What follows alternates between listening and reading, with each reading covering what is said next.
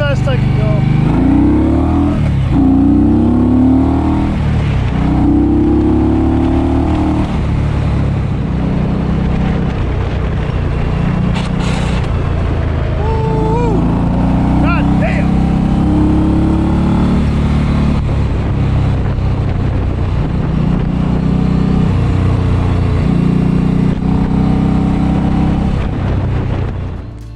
Welcome to Northwest Quest Moto. Join me, Scout Solo. Everything's fine, here we go. As I ride the mighty Chautauqua and venture into the scenic mountains and coastal regions. Oh shit! Here in the Pacific Northwest. Along the way, we'll learn about photography, camping, motorcycling, where we're going, how to get there. Welcome to general tomfoolery and all this. I've been drinking it, I ain't dead yet. I just hope I don't look like a noob and drop this thing. If you find this video entertaining, or not entertaining, but you want to watch it again for some reason, hit that like button. And if you'd like to see more content, or don't want to see more content, but you are a masochist, please subscribe. There are picnic tables just out of screen here. Anybody back there looking at us like we're crazy? Accordingly, if you have friends who may enjoy this video, or friends who may not enjoy this video, but you are a misanthrope, please share it with them, as any support will help this tiny little channel grow. Hopefully I don't look like a fool. We're going live. As we approach adventure season, I'll release new content with increasing frequency. I'll review some of the best rides and routes right here in the Pacific Northwest, various campsites, some of the gear I'll be using, and even some pubs and breweries along the way. Things are good.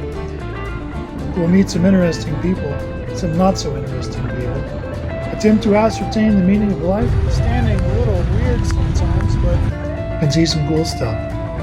I'm Scout Solo. Enjoy the video.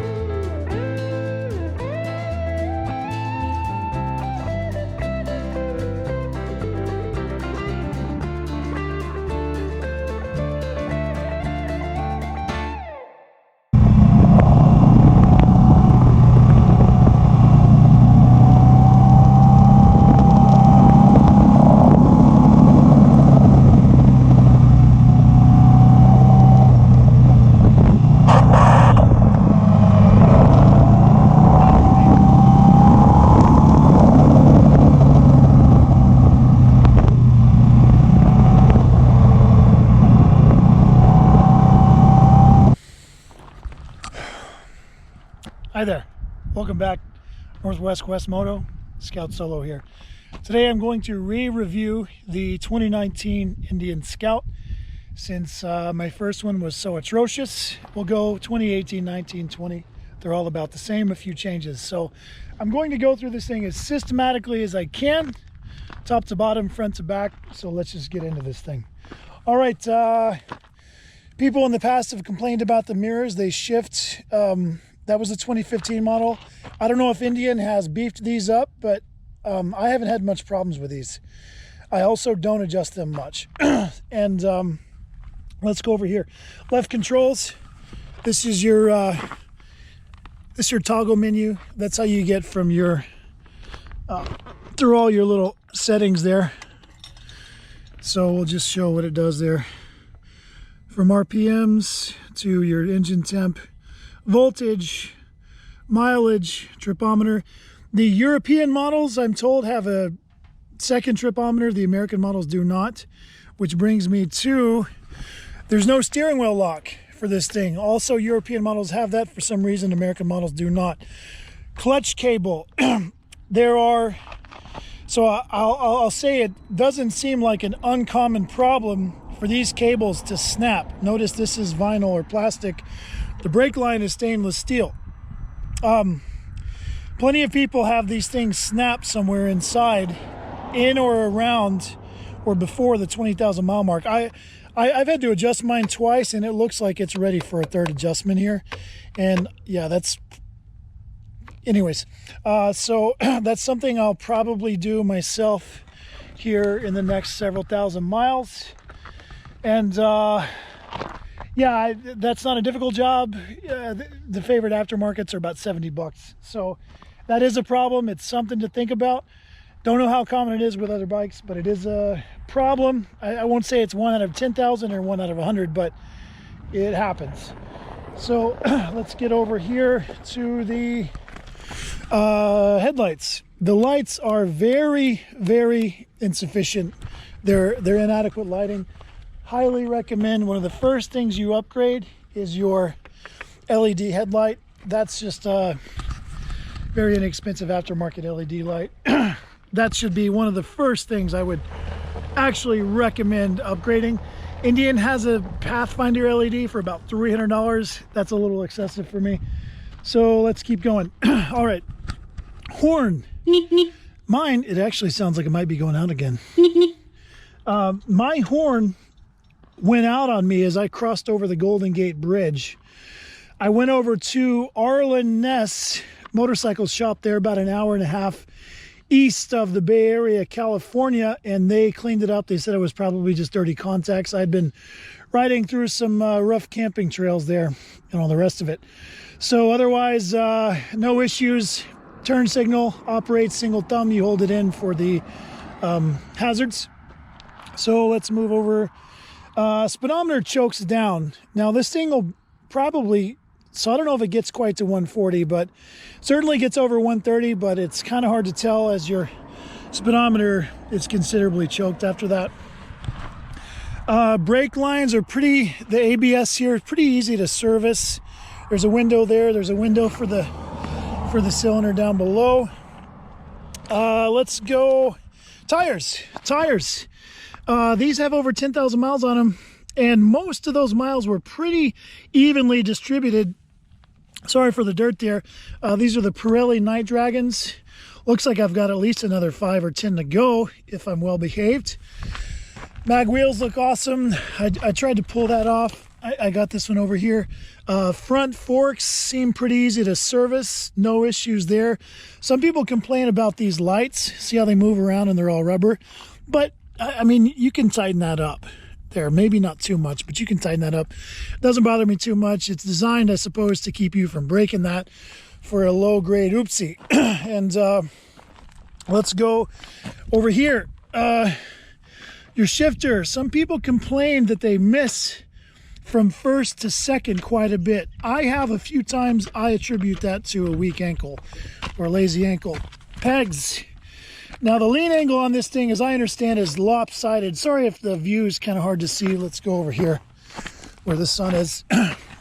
I do quite a bit of heel drag in there, so these are replaceable. These are wearing out. I'll probably upgrade someday in the near future. And I want to say the lean angle is probably 32 degrees on the right, 29 on the left.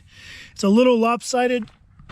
Just to not jump around here, but I've actually drug my pipes. You may not be able to see it, but I've drug my pipes a few times. That's because I need to adjust my rear shocks.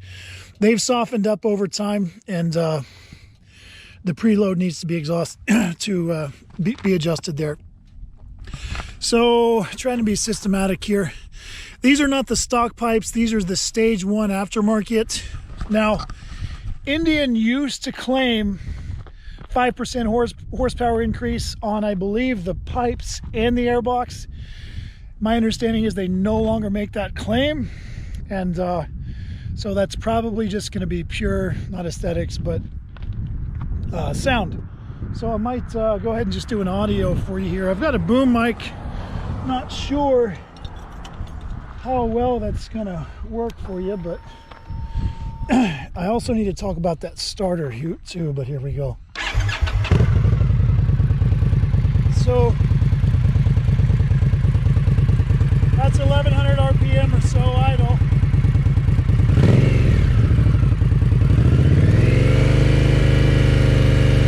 It's almost 3000 RPM. 4000 is when it gets pretty beat.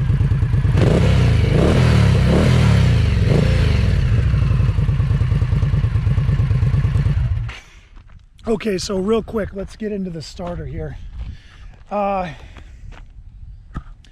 This starter is starting to fail me, and I'd actually like to see if I could get it to fail for you. Okay, so there has been a rash of these things that have come with faulty starters, is what my contact at the local Indian shop told me. I don't know if mine is the starter per se. We'll take the seat off here. What I've done is there's a relay in the box here, in the fuse box, and I just knuckle that sucker and it starts every time, but it's starting to drag a little bit. So there's your battery connections, there's your fuse box, which is a glorious pain in the butt to actually take out of there. And I'll try to talk about that a little bit, taking the bike apart. If you service this thing or replace the airbox, spark plugs are back there, anything like that, the frame, the stiles and rails are married to the engine. And so what that means is you have to remove the tank and then disconnect the front, or excuse me, the top rails, and support the bottom of the bike because it's going to have a scissor effect. It's going to want to open up on you. And because the frame stiles are married to the bottom of the engine. There's no frame support down there. And so yeah, starters are an issue. They have a, I believe, 2-year warranty anyways, and there's a recall on them. I just have to get mine into the shop because I'm lazy. So let's keep going. Rear fender saddlebag spools are about 150 bucks just for the hardware. I have a back seat. The 2019s and forward don't come stock with that anymore. I lost my bolt there. And yeah, so passenger seat and passenger pegs, you could find ample, well, maybe not the pegs, but the seat comes on Craigslist. All the people from 2018 or 15 to 18 who had that stuff, lots of people like to change that stuff out for the Corbin seats and all these other fancy seats. So you should be able to find some stock seats in the aftermarket on eBay and whatnot with relative ease. Belt drive, haven't heard of any issues with that. It seems pretty self-explanatory to adjust and tighten up there. Let's keep going. 100 horsepower engine, that's what Indian claims. I believe the third-party dyno tests are putting it around 85-ish horsepower at the rear wheel.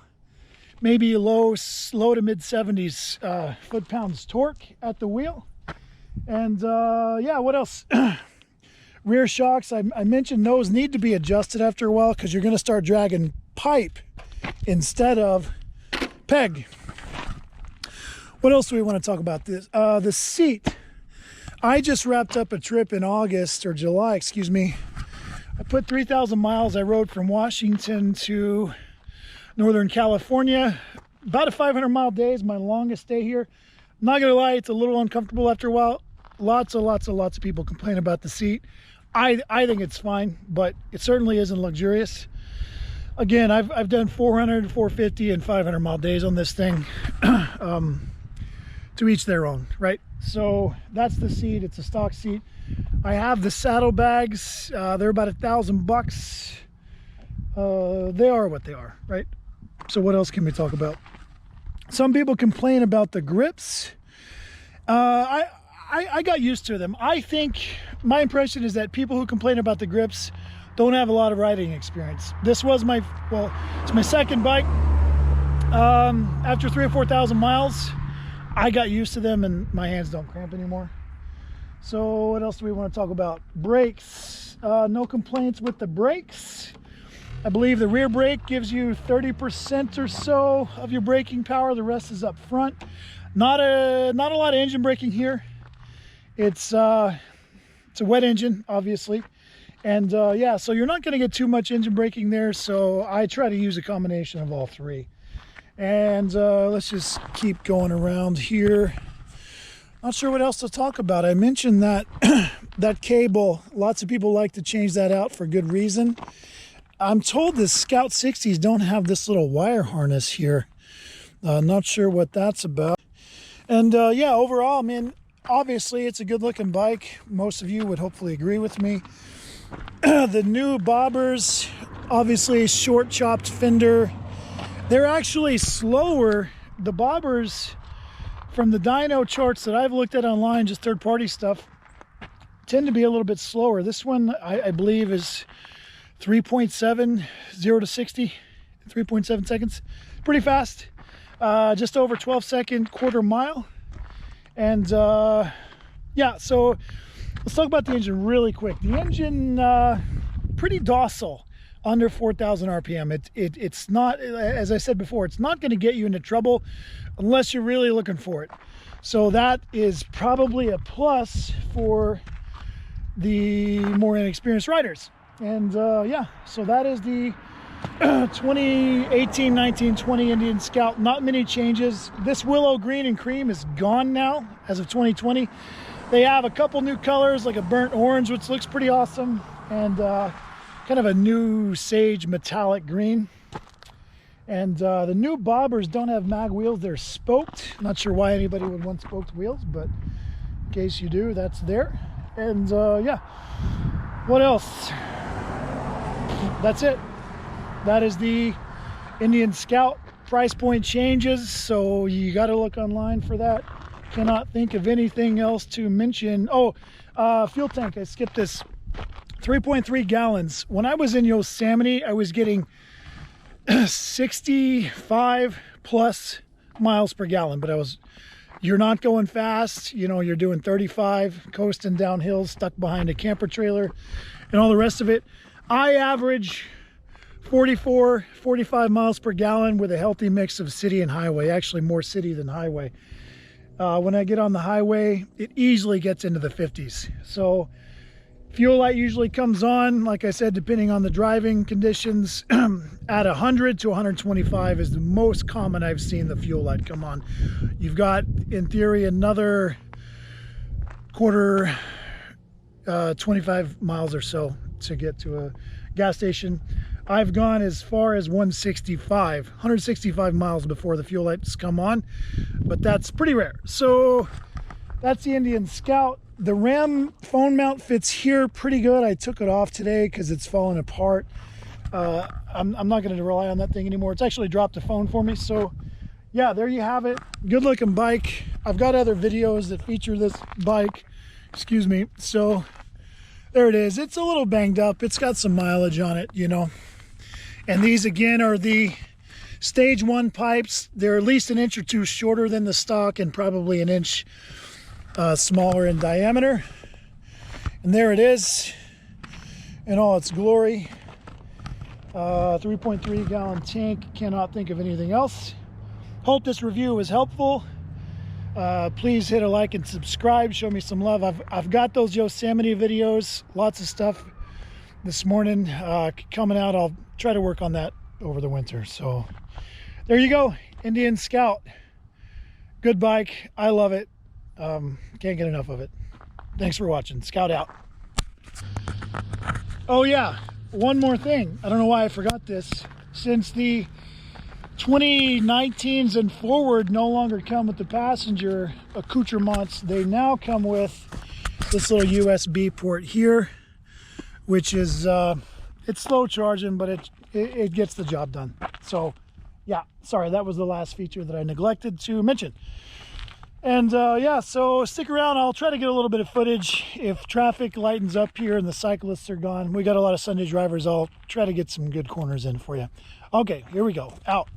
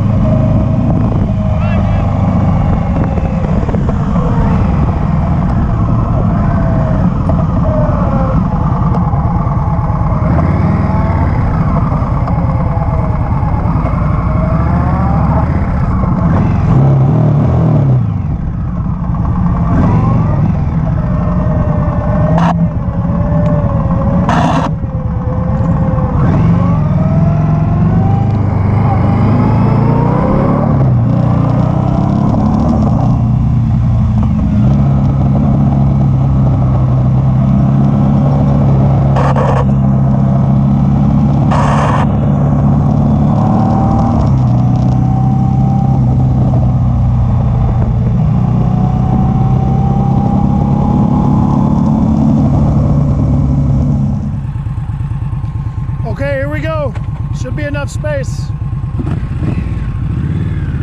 Better clean the tires off.